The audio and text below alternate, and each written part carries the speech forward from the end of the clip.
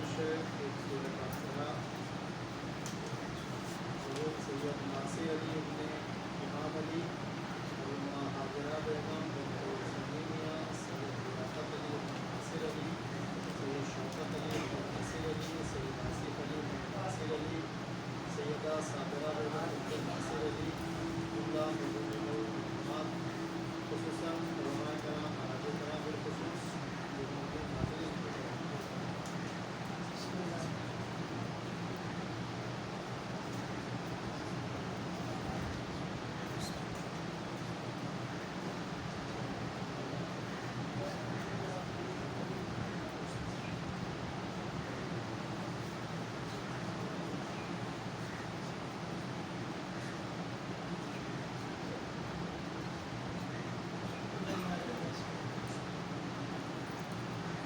لا حول ولا قوة إلا بالله العلي العظيم أعوذ بالله من الشيطان اللعين الرجيم بسم الله الرحمن الرحيم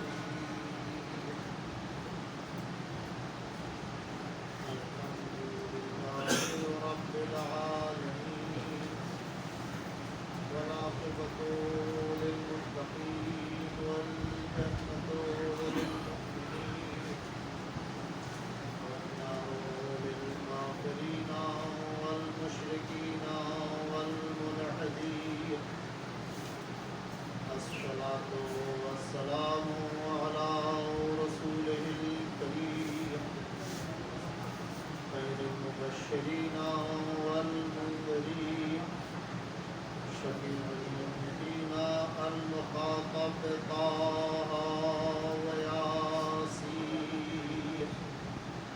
نبي المبيض والرسول المصدق والمصطفى الأمجد أبي القاسم محمد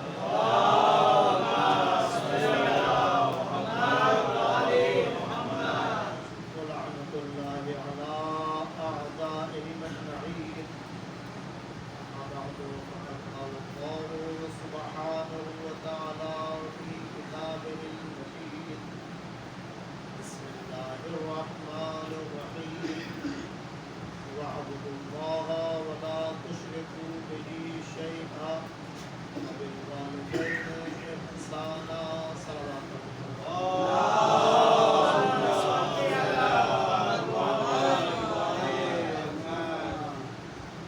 محترم مہربان علی محمد عاشقان سید الشہداء، ہم نے جس آیت کریمہ کی تلاوت کی ہے اس میں کئی چیزیں ہیں۔ سب سے پہلے تو اللہ نے کہا ہے کہ تم عبادت کرو۔ کس کی عبادت کرو؟ جس نے تمہیں خلق کیا، اور شرک نہ کرو، اس کا کسی کو شریک نہ ہو۔ اس کے بعد کا جو مرحلہ ہے وہ ہماری روز کی زندگی کا، اور یہ جو مرحلہ ہے یہ ہماری روحانی زندگی کا۔ عبادت انسان کی خود کی چوائس ہے یا اس کا روحانی مقام ہے، کس طرح سے کر رہا ہے، لیکن عبادت ایسی ہو کہ اس میں کوئی دوسرا شریک نہ ہو، خالص عبادت خدا کی ہو۔ اس کے بعد کا مرحلہ وبالوالدین احسان، والدین کے ساتھ احسان کرو۔ اب یہ احسان بڑا وسیع لفظ ہے۔ کس طرح کا احسان، کس چیز کو احسان کہتے ہیں، اور ہر آدمی کا احسان سمجھنا بھی الگ ہے۔ ہر آدمی کو احسان کے معنی سمجھنا آسان نہیں ہے، جس طرح ثواب کا معنی سمجھنا آسان کام نہیں ہے۔ ایک تھوڑے دن پہلے گانا ایک نوجوان نے گایا امام حسین علیہ السلام، اور وہ اس میں تعریف ہے، لیکن اس میں جو ویڈیوز دکھائے جا رہے ہیں وہ بالکل نامناسب ہیں. اس سے کانٹیکٹ کیا گیا، رابطہ کیا گیا، بھائی آپ نے یہ ان ویڈیوز کے ساتھ کیسے پڑھ دیا؟ نہیں، وہ ہم نے ثواب کے لیے پڑھا ہے تاکہ سب کے گھر گھر حسین پہنچے. اس کو ثواب سمجھنے کا یہ طریقہ تھا کہ بھائی ہم یہ ثواب کا کام کر رہے ہیں. کسی کو ایسا لگتا ہے کہ شام کو آپ نکلیے، میں بھی آتا جاتا دیکھتا ہوں لوگ کتوں کو کھانا کھلا رہے ہیں، ثواب ہے. آپ کہیں جا کے دیکھیے ایسے گاؤں وغیرہ میں، یہاں تو چیٹیاں نہیں ملتی، جہاں چیٹیاں زیادہ ہوتی لوگ وہاں جا کے چیٹیوں کو کھانا ڈالتے. کیا کر رہے ہیں بھائی؟ ثواب کا کام کر رہے ہیں. اس کی سمجھ میں یہ ثواب آیا، لیکن واقعاً خدا کو کیا پسند ہے، خدا جس ثواب کو کہہ رہا ہے وہ کیا ہے؟ ابھی آپ دیکھتے ہیں کہ کتنی مجلسیں ہوتی ہیں، 40ویں، جن کو آپ بہتر جانتے ہوں گے کہ ان کی حیات میں، جن کا 40واں ہو رہا ہے، ان کی حیات میں وہ کھانا ان کو نہیں ملا جو 40ویں میں ان کو لوگ کھا رہے ہیں. اب یہ سمجھ رہا ہے کہ یہ ثواب ہے. وہ چیز جو اس مرنے والے کو ہی ہم نے نہیں دی، آج اس کے نام پر ہم دوسروں کو دے رہے ہیں. اس میں یا تو 2 چیزیں، یا تو ثواب کے لیے کر رہا ہے یا ریاکاری کر رہا ہے. ریاکاری کر رہا ہے تو سرے سے خارج ہے. لیکن اگر ثواب کے لیے کر رہا ہے تو اصل ثواب کیا ہے؟ ہم یہ سمجھتے ہیں کہ بہت سارے نوجوانوں کو دیکھا میں نے آج کے دور میں، والد صاحب جب وہ کمانے لگے، ابا سے کہا ابا بیٹھ جاؤ، تو کام نہیں کرنا. ٹھیک ہے بھائی، بیٹھ گئے. ان کی ہر چیز لمیٹڈ ہو گئی. ابا دیر تک سو نہیں سکتے، ابا بیچ میں بات نہیں کر سکتے، امی پرانے خیالات کی ہو گئی ہیں، ان کو زمانے کا کچھ پتہ نہیں ہے. اگر وہی ماں اپنے بیٹے کی بیٹی کو یہ کہے کہ بیٹا اب اسکول یا کالج جا رہی ہے، سنبھل کے جانا، جلدی آ جانا، تو اس لڑکی کی ماں، اس لڑکی کا باپ فوراً ان کو ٹوک دیتا ہے. کیا بچوں کو ٹوکتی رہتی ہے؟ کھانا ان کے لیے بہترین کھانا رکھا ہوا ہے، لباس ان کا بہت بہترین ہے، ان کا بستر بہت بہترین ہے. یہ سارے بستر کیوں اچھا ہے؟ ثواب کے احسان کر رہے ہیں نا. کھانا اچھا کیوں ہے؟ کہا ثواب کے لیے. لباس اچھا کیوں ہے؟ کہا ثواب. کتنا بہترین، کتنا اچھا کام کر رہے ہیں. تو کیا اسے ثواب مل رہا ہے؟ لباس دینا، بستر دینا، کھانا دینا، نہیں دو گے تو خدا خود انتظام کرے گا. اصل ثواب تمہاری زبان کا ہے جو تم نے ابھی تھوڑی دیر پہلے کہا ہے. یہ ثواب ہی نہیں ہوا. کیا کر رہے ہیں آپ یہاں بیٹھتے کیوں ہیں؟ یہاں مہمان میرے دوست آنے والے، اندر جائیے، سونے کا بستر لگا ہوا ہے، اندر جائیے، یہاں مت بیٹھیے. کیا وہ سونے کا ثواب اسے ملے گا؟ سونے کا بستر بنا دیا. ہمیں اللہ نے احسان اس لیے لفظ استعمال کیا ہے، ہم تو ان کے احسان کا بدلہ نہیں دے سکتے. ان کے ذریعے سے ہم وجود میں آئے، ہمارے ذریعے سے وہ وجود میں نہیں آئے. اس کا احسان کیسے ہو سکتا؟ پھر ہمارے پاس جب ہم یہ چیزوں سے گزرتے ہیں، عبادت سے اور یہ والی عبادت پر، احسان والے پر، تو ہمیں بڑا فرق ہوتا ہے. بہت اچھے نمازی، کوئی نماز قضا نہیں ہوتی، کوئی مجلس نہیں چھوٹتی، کوئی جلوس نہیں چھوٹتا ہے.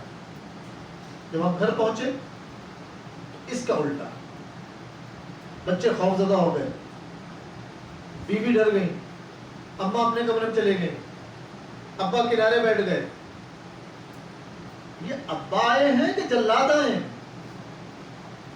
ہونا یہ چاہیے یہ سب کے آنکھیں دروازے پہ لگی رہیں. وہ کب آئیں گے؟ اصل احسان یہی ہے کہ آپ کا آنا ان کی خوشحالی ہو. کھلانا خوشحالی نہیں ہے. واللہ خیر الرازقین، وہ ذمہ دار ہے، آپ نہیں. جن لوگوں نے اپنے بچوں کو راستوں میں پھینک دیا، کیا وہ زندہ نہیں ہے؟ جو جنگلوں میں بھٹک رہے ہیں، کیا وہ زندہ نہیں ہے؟ وہ دینے والا. لہذا ہم ان چیزوں کو قریب سے سمجھیں. اصل عبادت اگر اس نماز کو قبول کرانا ہے نا، تو اس عبادت، اس نماز کے ساتھ ساتھ میں والدین کی دعا لگنا چاہیے. بیٹا جو تو جمعہ پڑھ کے آیا ہے، تیرا جمعہ قبول، وہ ہو گیا قبول.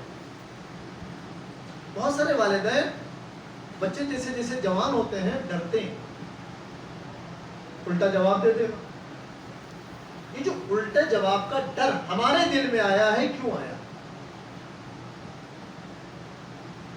بیٹی کو نہیں ڈانٹ رہے ہیں، بیٹے کو نہیں ڈانٹ رہے ہیں، الٹا جواب دے دے گا، بیٹا گھر سے بھاگ جائے گا، لڑکی غلط قدم اٹھا لے گی، اس لیے ٹوک نہیں ہے. یہ ہمارے دل میں یہ والا ڈر کیوں آیا؟ اس پر اینالائز کرنے کی ضرورت ہے. آپ کا بچہ جب تک چھوٹا ہے، کیا یہ ڈر آپ کے دل میں آتا ہے؟ کیونکہ وہ آپ کے قبضے میں ہے، آپ کا ضرورت مند ہے، وہ آپ کا محتاج ہے بھی. تو ہمارے دل میں یہ ڈر نہیں ہے کہ بچہ کیا کر لے گا. لیکن جب یہ جوان ہو جاتا ہے تو یہ ڈر کیوں آتا ہے؟ ڈر اس لیے آتا ہے کہ جب یہ چھوٹا تھا تو ہمارے حوالے تھا، اور جب یہ جوان ہو تو شریعت کے حوالے ہونا چاہیے. جب ہم نے اپنے بیٹے کو شریعت کے حوالے نہیں کیا تو ڈر کو لگ نہیں لگنا ہے، خوف تو وہاں نہیں آنا ہے. شریعت کہاں ملے گی؟ کس جگہ ملے گی؟ اس طرح کالج بھیجتے ہیں، اسی طرح شریعت پانے کی بھی کوئی جگہ ہو. اس وقت تک تو ہم بہت دور چلے جاتے ہیں. دیکھا جائے گا، ہو جائے گا. کربلا کا وہ غمناک واقعہ، امام حسین علیہ السلام ہر ایک کا لاش اٹھا کے لایا،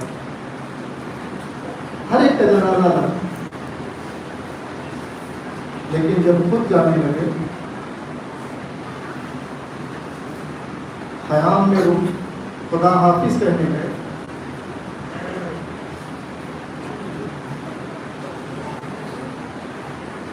بیٹیوں نے، بہنوں نے اپنے حلقے میں لیے. جب نکلنا چاہتے ہیں کوئی نہ کوئی دامن پکڑ کے روک لیتا، تھوڑا سا رک جائے گا. پھر جب نکلنے لگتے ہیں تو کبھی زینب دامن پکڑ کے روک لے، کبھی امی جان رک جائے گی، جناب مسلم کی بیٹی دامن پکڑ کے روک لی. ایک اور دامن پکڑنے والی وہ دامن نہیں پکڑے، وہ اپنے بابا کے زلجنہ کی پیروں کو پکڑے.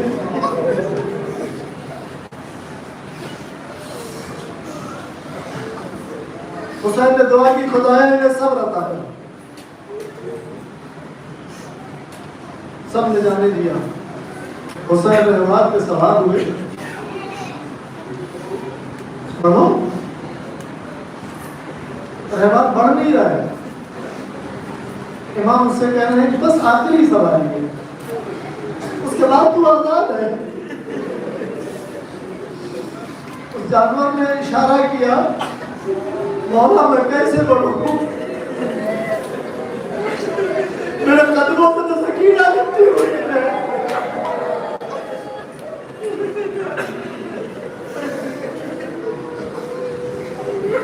امام اترے، اور یہ وہ بیٹی ہے جس کی مورخین نے بعد میں لکھا ہے عمر 4 سال تھی اور سب کی اتنی چہیتی تھی.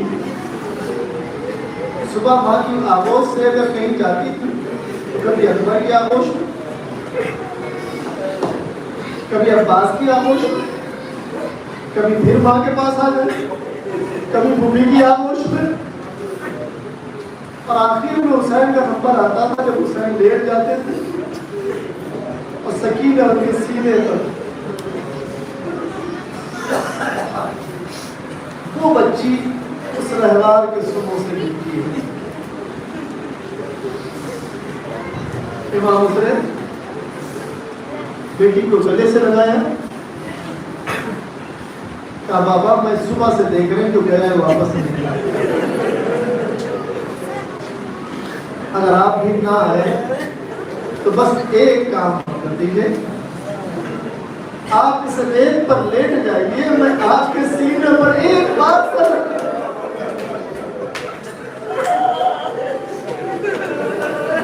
امام اس خان کے کربلا پر لیٹ جائے، سکینہ نے اپنا سر رکھا، بابا کو خدا حافظ کا،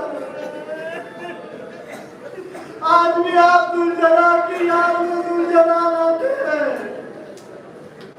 جب حسین گھوڑے سے گرے یہ ذوالجلال حسین کا طواف کرتا رہا، سالم کو پاس لانے دیا،